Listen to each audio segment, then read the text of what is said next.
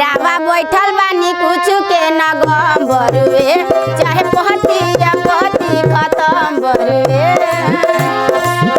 रावा बैठल बानी कुछ के न गम बरुए चाहे पहती या पहती खत्म बरुए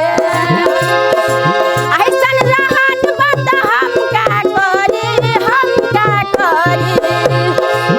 चूल्हा लगे जरी चूल्हा लगे जरी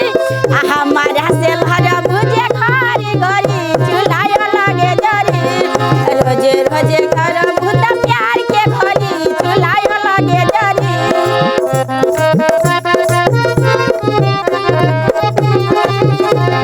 रोजे रोजे छर भूत प्यार के घरी चूल्हा लगे जरी तीन टाइम खाना खोजेला बैठल बैठल अब की तोहार हम छोड़ाई देब बैठल तीन टाइम खाना खोजेला बैठल बैठल अब की तोहार हम छोड़ाई देब बैठल यदि घर में मर्द से लड़ाई होगा तो बाहर में जीता फराई होगा चल निकल जल्दी तारा तरी चूल्हा लगे जरी हमारा से घर भुजे घरी गली चूल्हा लगे जरी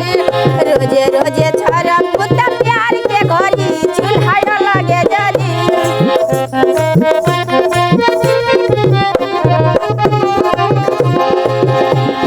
रहे के बा घर में तरह हमरे रूल से